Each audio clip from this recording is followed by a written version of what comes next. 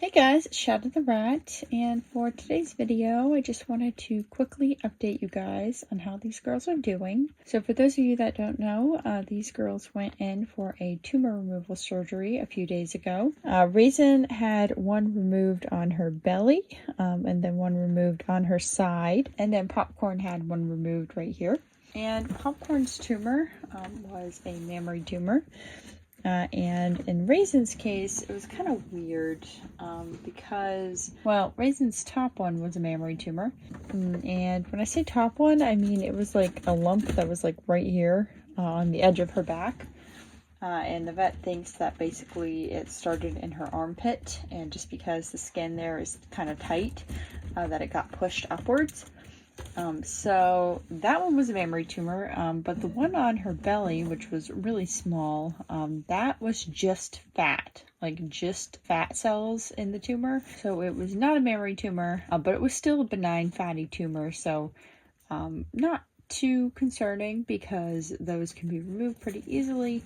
And once they're removed, they don't tend to come back as long as they are fully removed, like these girls were. Of course, that doesn't mean that more tumors can't grow, but the original tumor will not come back as long as it was fully removed. Anyways, like I was saying, Raisin had 2 tumors removed, and our adventurous Popcorn, who is doing something, she had 1 tumor removed.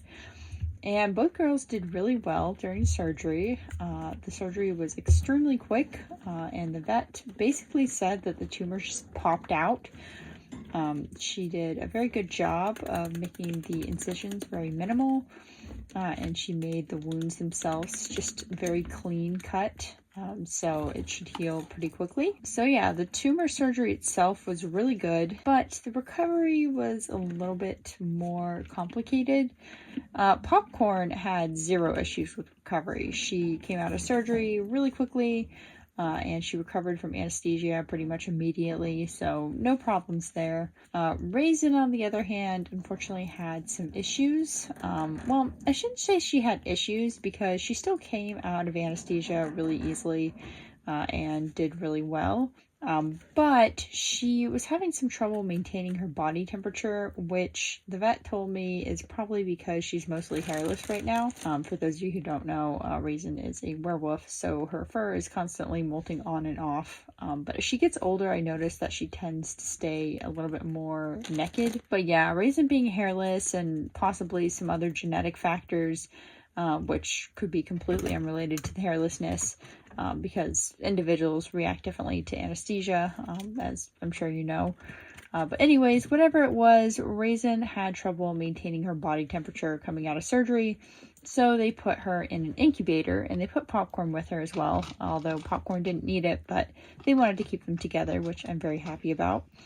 But anyways, Raisin did well in the incubator, and when I came to pick her up a few hours after surgery, which I took them home the day of surgery, which I usually don't do, but this particular clinic is not the one I usually go to, and they don't have overnight staff, so they send patients home the day of, even with surgeries. So anyways, I got the girls a few hours after their surgery. I want to say like 3 hours after, and mentally they seemed like they were doing very well, and behaviorally they were also pretty normal, with Popcorn being pretty much completely normal, and Raisin being mostly normal, with the one exception being that she would kind of rest in between doing things. Like she would eat a few bites of food or take a few licks of water, and then she would like rest and kind of face plant for like a minute, or maybe a minute and a half, and then she would go back to doing what she was. And obviously that is not normal, and that freaked me out a bit. And I had been warned by the vet when I got Raisin that she was still not maybe perfectly regulating her body temperature. Like they thought she was doing it pretty well so she could go home, but they told me, keep her in a warm room basically. And when I got home, and I was still seeing that weird behavior of like face planting every few seconds and just having to rest for a minute, that's when I realized that Raisin really wasn't doing the best job maintaining body temperature even in a warm room. So I decided to take her out. And I put her on my stomach, with my shirt over her, and with my jacket over that, and with my blanket over that. to warm her up, and I noticed pretty much within a few minutes of warming her up that she improved so much. She started to move around normally, and she stopped having to take these long breaks between doing things. I also offered her some warm and sure, which she very much enjoyed, and she had no trouble eating all of that at once. She didn't have to take breaks in between. So I really think the main issue was that she wasn't really regulating her body temperature well enough yet. And I think she could have used another hour or two in the incubator, but thankfully she was able to warm up really well with me, and she ended up snuggling with me for like, I want to say like an hour and a half to 2 hours. And after that, she was totally fine. And she wanted to come out after that, so I let her out. And from that point onward, she had no problem regulating her body temperature. Again, I just think she could have used a little bit more time in the incubator. But really, other than that, she was completely fine. And like I said, once I got home and we just kind of snuggled for a little bit, she was completely fine. And that definitely helped quite a bit. I should add, I also have a Snuggle Safe, which is a heating pad that is cordless, and you heat it up in your microwave, and then it's warm for like 10 hours, which is pretty insane. And so it's really perfect for using with small animals, and I use it with my rats quite a bit. Anyways, I placed these snuggles in the hospital cage with the girls for the first night, just in case Raisin needed any extra help, but I really don't think she did. I really think it was just that extra like hour and a half to 2 hours that she needed, and then she was completely fine. And other than that, both girls have been doing really well.